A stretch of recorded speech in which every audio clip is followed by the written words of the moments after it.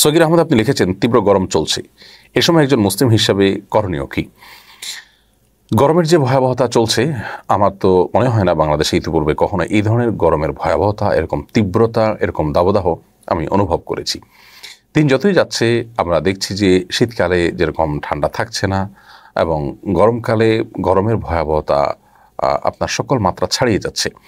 এবং যে অবস্থা চলছে তাতে এটাকে মিডল ইস্টের পরিস্থিতির সাথে তুলনা করা যায়। বিশেষ করে এখানে আর্দ্রতা থাকার কারণে আপনার যে ভয়াবহ একটা অবস্থা তৈরি হয়, এতে ইতিমধ্যে হিট স্ট্রোকে মৃত্যুর ঘটনা আমরা শুনতে পেয়েছি একাধিক। এক স্কুল শিক্ষার্থী খেলাধুলা করতে গিয়ে সে হিট স্ট্রোকে মৃত্যুবরণ করেছে। আমরা দুঃখজনক এবং নির্মম এই ঘটনার কথা জেনেছি। তো এরকম আরও অনেক ঘটনা ঘটছে, এবং এই ঘটনা হয়তো আরও বাড়তে পারে যদি দাবদাহ এভাবে চলতে থাকে। কারণ প্রথমত এসি এবং এমনকি ফ্যানের ব্যবস্থাও এদেশে সব মানুষের ঘরে, সব জায়গায়, সব কক্ষে নেই। এরকম ভয়াবহ পরিস্থিতিতে আপনার সব বয়সের মানুষের জন্য বেশ কষ্টের সময় পার করছি আমরা।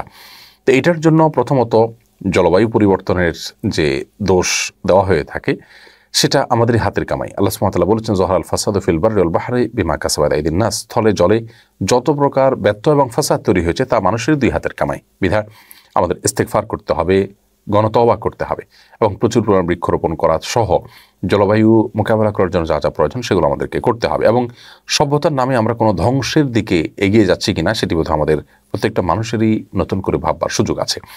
সেই সাথে গরমের ভয়াবহতা একজন ঈমানদারের মনে চলে আসবে যে জাহান্নামের ভয়াবহতা কত বেশি হতে পারে। আমরা জানি নবী করিম সাল্লাল্লাহু আলাইহি ওয়াসাল্লাম বলেছেন, কিয়ামতের দিন মাথার খুব কাছাকাছি সূর্য অবস্থান করবে, খুবই কাছাকাছি।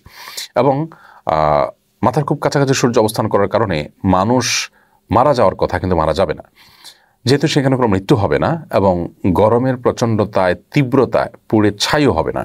কিন্তু মানুষ গরমের কারণে ঘর্মাক্ত হয়ে সে ঘামে হাবুডুবু খেতে থাকবে। এমনকি সেই ঘাম কারোর টাকনো পর্যন্ত, কারোর হাঁটু পর্যন্ত, তার পাপের মাত্রা অনুসারে সেখানে সে হাবুডুবু খেতে থাকবে। আল্লাহ তাআলার প্রিয় কিছু বান্দাকে আরশের নিচে ছায়া দিবেন, সেই তরুণদেরকে ছায়া দিবেন যারা তাদের তারুণ্যকে আল্লাহর ইবাদতে কাটিয়েছেন এবং হেফাজত করেছেন অনাচার থেকে, পাপাচার থেকে, জেনা, ব্যভিচার থেকে, হারাম রিলেশন থেকে। এরকম আরও বিভিন্ন শ্রেণীর মানুষের কথা হাদিসে বর্ণিত হয়েছে।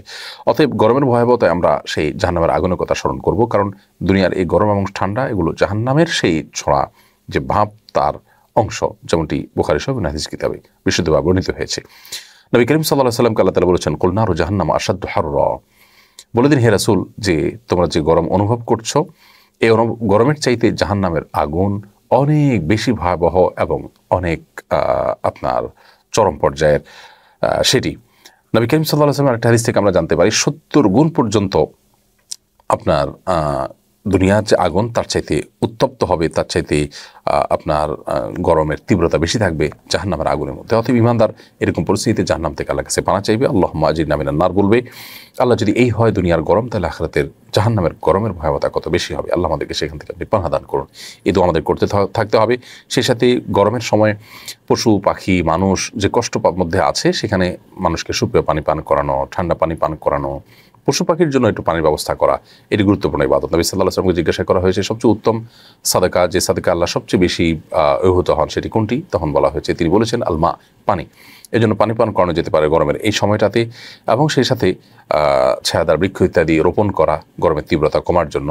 এটি যদি আমরা করে যেতে পারি, সেটি সাদকায়ে জারিয়ার ভূমিকা রাখবে ইনশাআল্লাহ তাআলা।